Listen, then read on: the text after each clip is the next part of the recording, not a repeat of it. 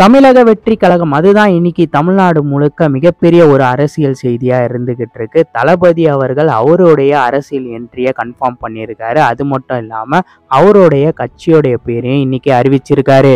நான் அரசியலுக்குள்ள வரப்போறேன் அப்படின்னு சொல்லிட்டு வாயால மட்டும் பேசிக்கிட்டு மக்களை ஏமாத்திக்கிட்டு இருக்காம அரசியலுக்குள்ள வந்திருக்காரு நம்ம தளபதி விஜய் அவர்கள். பிறப்புக்கும் எல்லா உயிருக்கும் பிறப்பால இங்க எல்லாருமே சமம். அதனால எல்லாருக்குமான ஒரு அரசியலை தான் பண்ண போறதா தளபதி அவர்கள் அறிவிச்சிருக்காரு. ஒரு பக்கம் ஊழல் நிறைஞ்சிருக்கு, இன்னொரு பக்கம் சாதி மதத்தால மக்களை பிளவுபடுத்திக்கிட்டு இருக்காங்க அப்படின்னு அவரோட அறிக்கையில மென்ஷன் பண்ணியிருக்காரு. அதை பார்க்கும்போது மத்திய மாநில அரசுகள் ரெண்டு அரசுகளையும் எதிர்த்து தான் அரசியல் பண்ண போறதா அவர் சொல்லியிருக்கிறதா நம்ம புரிஞ்சுக்க வேண்டியது இருக்கு. அரசியல் பிசினஸ் இல்ல, அது புனிதமானது அப்படின்னு சொல்லியிருக்காரு. இன்னைக்கு அரசியல் பிசினஸா தான் போயிட்டு இருக்கு. ஒரு தொகுதியில நான் 10 கோடி செலவு பண்றேன், அது 100 கோடியா எப்படி திரும்ப எடுக்கிறேன் அப்படின்ற மாதிரி தான் இப்போ அரசியல் போயிட்டு இருக்கு. சினிமால இருந்து விலகி நான் முழு நேர அரசியல்ல ஈடுபட போறேன் அப்படின்னு சொல்றதுக்கே ஒரு மிகப்பெரிய தைரியம் வேணும். தளபதி அரசியலுக்குள்ள வந்துட்டாரு.